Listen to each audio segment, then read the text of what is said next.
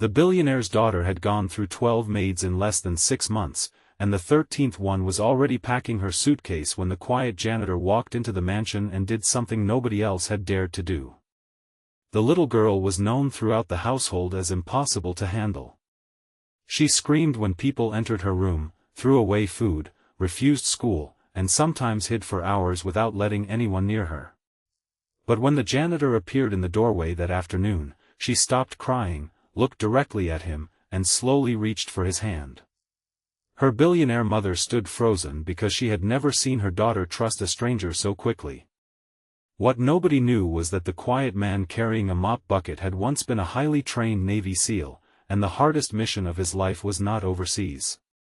It was helping one frightened little girl believe that she was still worth loving. If you believe in kindness, forgiveness, hope, and second chances, please like this video, share it with someone who needs hope today, leave a meaningful comment, and subscribe to our channel so you can remain part of our family and our community. Margot Ellsworth had everything money could buy except peace inside her own home. At 41, she was the founder of one of America's fastest-growing luxury technology companies. Her wealth had turned her into a powerful businesswoman, but she privately carried a pain that no financial success could erase. Her 8-year-old daughter, Cora, had become increasingly withdrawn after losing her father in a sudden accident 2 years earlier. Before that tragedy, Cora had been energetic and affectionate. She loved painting, building elaborate forts, and following her father around the house. After his death, something inside her changed. She became frightened of unfamiliar people and deeply resistant to anyone trying to care for her. Margot hired professional caregivers because her own schedule was relentless. She traveled between offices, attended meetings, negotiated major deals, and believed that if she hired the best people, her daughter would eventually return to the happy child she remembered. But Cora rejected every caregiver.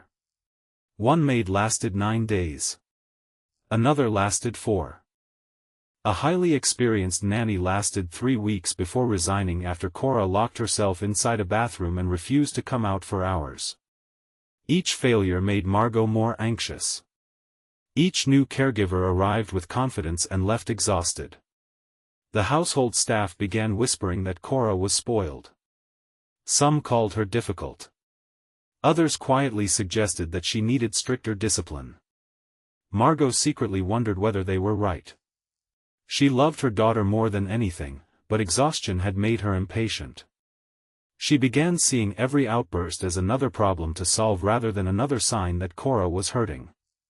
Then a man named Everett Sloan started working at the estate. Everett was 37 and a single father raising his 7-year-old son, Miles. He had accepted a maintenance and janitorial position because it offered predictable daytime hours and allowed him to be home for his son after school. He cleaned common areas, repaired small problems, maintained the garden equipment, and handled the countless practical tasks that wealthy households often ignored. Everett was polite but distant. He never joined staff gossip. He never complained. He never asked for special treatment. Nobody knew that before becoming a civilian worker, Everett had served as a Navy SEAL. His military career had taught him how to function calmly under pressure, how to recognize fear in someone's behavior, and how to remain patient when another person was overwhelmed. But after leaving the military, Everett had wanted a quiet life. He had lost close friends during his service and had struggled with the memories afterward. His son Miles became the center of his world. Everett had promised himself that his child would grow up knowing one thing above all else: his father would always come home. On his first morning at the Ellsworth estate, Everett heard screaming from upstairs. He looked toward the housekeeper, who immediately warned him not to interfere. Cora was having another episode. A caregiver had tried to persuade her to eat breakfast, and Cora had thrown the plate against the wall before running upstairs. Everett continued cleaning. He did not interfere. But later that morning, while carrying supplies through a hallway, he noticed Cora sitting underneath a large staircase. She was hugging her knees. Everett stopped several feet away. He did not approach. He did not ask what was wrong. He simply sat down on the opposite side of the hallway and began repairing a loose wheel on his cleaning cart. Cora watched him. After several minutes, she moved slightly. Everett continued working. The silence became comfortable. Eventually Cora crawled out from beneath the staircase. She walked toward him. Everett noticed that one wheel on his cart was broken again. Cora pointed at it. He showed her the problem. She sat beside him while he fixed it. It was the first peaceful interaction she had had with an adult that day. Margot heard about it. She was surprised. The next morning, Cora again avoided her caregiver but appeared near Everett while he worked. This continued for several days. Everett never tried to become her caretaker. He simply treated her with patience. When she wanted distance, he gave her distance. When she approached, he welcomed her. When she became upset, he never raised his voice. Margot began watching. She noticed that Cora did not behave the same way around Everett. There were no screaming matches. No slammed doors. No terrified hiding. Just quiet moments. One afternoon, Margot confronted Everett. She questioned him about his relationship with her daughter. Everett explained that he was not trying to replace anyone. He believed Cora needed adults who would stop treating every difficult moment as disobedience. Margot felt criticized. She told him that she had hired specialists and professionals for years. Everett respectfully reminded her that none of those people knew what it felt like to lose the person who made you feel safest in the world. The words hurt. But they stayed with her. Everett eventually learned that Cora had been present during the accident that killed her father. She had seen her mother's grief afterward. She had heard adults discussing funeral arrangements. She had watched strangers enter the house. Her world had changed overnight. Everett understood something Margot had never considered. Cora was not rejecting caregivers because she hated them. She was rejecting them because every new adult felt temporary.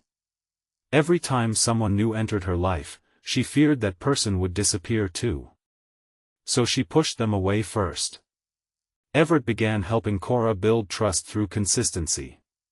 He always arrived at the same time. He always finished his work.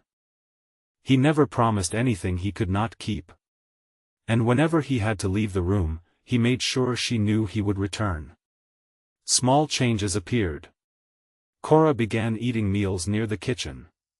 She started drawing again. She stopped hiding whenever staff entered the room. One afternoon, Everett brought Miles to the estate after school. Cora initially stayed away. Miles noticed her drawing. He sat nearby and began drawing too. Within minutes, the children were comparing pictures. Cora smiled. Margot watched from across the room. It was the first time she had seen her daughter genuinely laugh in months. But the progress was fragile. A week later, Everett had to leave early because Miles had become sick at school. Cora saw him leaving. She panicked. She screamed. She knocked over a table and ran upstairs. Margot followed her. Cora locked herself inside her room. Margot sat outside the door, realizing what had happened. Cora believed Everett was leaving forever. Margot finally understood the pattern. It had never been about bad behavior. It had been about abandonment. Everett returned later that afternoon. He did not rush into Cora's room. He simply sat outside the door. He waited. Eventually the door opened. Cora stepped out. She hugged him. Everett gently held her. Margot stood nearby with tears in her eyes. She realized that the man she had hired to clean floors had discovered something years of expensive specialists had missed. Consistency could heal places that pressure only deepened. Then an unexpected crisis tested Everett. One afternoon, a kitchen fire started after an electrical fault caused a small appliance to ignite. Staff members panicked as smoke filled the hallway. Everett immediately took control. His military instincts returned. He directed people toward safe exits, helped Cora's caregiver move the children outside, and returned briefly to ensure nobody remained inside. Cora had become separated from the others during the confusion. Everett found her hiding behind a storage door. Instead of grabbing her, he crouched down and calmly guided her through the smoke. Cora held onto his shirt. Once they were outside, Margot ran toward them. She hugged Cora tightly. Then she looked at Everett. The former SEAL had not acted like a janitor. He had acted like someone trained to protect lives. But Everett did not consider himself a hero. He only cared that everyone was safe. After the fire, Margot finally asked him about his past. Everett explained that he had left the Navy after losing friends during a difficult operation. He had struggled with survivor's guilt and had spent years believing that he could have done more. His marriage had eventually collapsed under the weight of his unresolved pain. His son became the reason he sought help and rebuilt his life. Margot realized that Everett understood Cora because he understood grief. Neither of them needed to pretend the past had not happened. They simply needed to learn how to live beyond it. Margot began changing her parenting. She stopped demanding that Cora immediately trust people. She stopped measuring success by perfect behavior. She spent more time listening. She even rearranged her work schedule so she could be home during important parts of Cora's day. The billionaire CEO who once spent every waking hour building her company began turning down meetings. Her company survived. Her daughter began healing. Months passed. Cora started attending school again. She made friends. She continued spending time with Miles. Everett remained a steady presence. One afternoon, Cora gave Margot a drawing. It showed 4 people standing together beneath a bright blue sky. There was Cora. There was Margot. There was Miles. And there was Everett. Margot looked at the drawing for a long time. She realized that her daughter had created something more meaningful than a picture. She had created a new definition of family. Not one based on blood. Not one based on money. One based on people who stayed. Before we reach the ending, please leave a meaningful comment telling us what you think changed Cora's life the most. Was it Everett's patience, his consistency, Margot's decision to slow down, or simply the friendship between the children? Share your thoughts with our community, because someone reading your comment may be struggling with a child or loved one who is carrying invisible pain. Eventually, Margot created a foundation for children affected by grief and trauma. Everett helped develop programs focused on consistency, emotional safety, and practical support for single-parent families. He never stopped working as a maintenance specialist. He did not want fame. He did not want a title. He simply wanted to be useful. One sunny afternoon, Cora sat in the garden with Miles while Everett repaired a wooden bench. Margot watched from the patio. Cora suddenly ran toward Everett and wrapped her arms around him. She thanked him for staying. Everett smiled and reminded her that he had never promised to solve everything. He had only promised that if he could help, he would. Cora looked at him and said that sometimes helping someone meant simply staying. Margot heard the words. They struck her deeply. For years, she had believed love meant providing everything. The finest doctors. The biggest house. The best schools. The safest environment. Now she understood something much simpler. Sometimes love meant sitting on the floor beside a frightened child. Sometimes it meant listening without fixing.